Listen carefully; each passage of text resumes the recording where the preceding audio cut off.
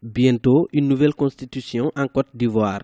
En 2015, le président de la République, Alassane Ouattara, avait annoncé son intention de modifier la constitution du pays pour en retirer les articles confligènes. Il a notamment cité l'article 35 qui stipule que le candidat à la présidence ne doit s'être jamais prévalu d'une autre nationalité et être né de père et de mère eux-mêmes ivoiriens d'origine. Des conditions d'éligibilité jugées draconiennes dans un pays où les étrangers représentent près de 26% de la population. L'article 35 de la Constitution serait l'une des causes de la crise ivoirienne selon certains hommes politiques. Certains partis politiques, dont le Front populaire ivoirien, sont favorables à la révision de la Constitution. Depuis 2013, nous le disons, qu'il faut une révision de la Constitution. Parce qu'une Constitution doit s'adapter à l'évolution du pays et aux réalités des populations. Or, nous savons que la crise que nous vivons tire aussi une part de sa source dans l'inadéquation de la Constitution.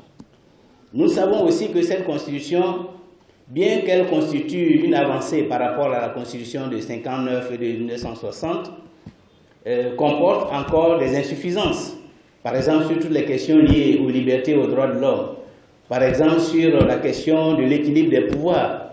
Par exemple, sur la question de l'indépendance de la magistrature et de l'appareil judiciaire. Cette position est combattue par d'autres partis politiques opposés à la révision de la Constitution. Ce serait une manœuvre politique du président Alassane Ouattara pour se maintenir au pouvoir, selon Mamadou Koulibaly, président de Liberté et Démocratie pour la République. Il a envie de se représenter président de la République en 2020.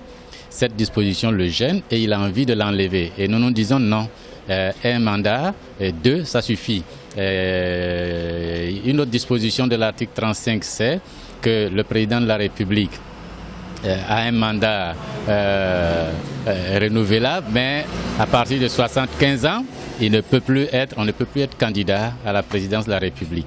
Cette disposition gêne Ouattara, qui a dépassé les 72 ans, et en 2020, il aura dépassé les 75 ans, et il n'est pas question pour lui de renoncer au pouvoir. Voilà les deux dispositions qu'il a envie de changer.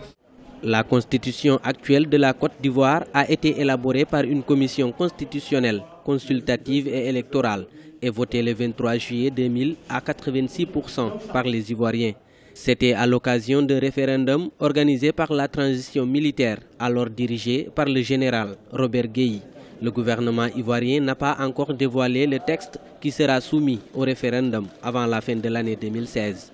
Il pourrait apporter de grands changements dans l'ordre constitutionnel du pays, puisque le président Alassane Ouattara a évoqué l'idée de l'instauration d'une vice-présidence de la République.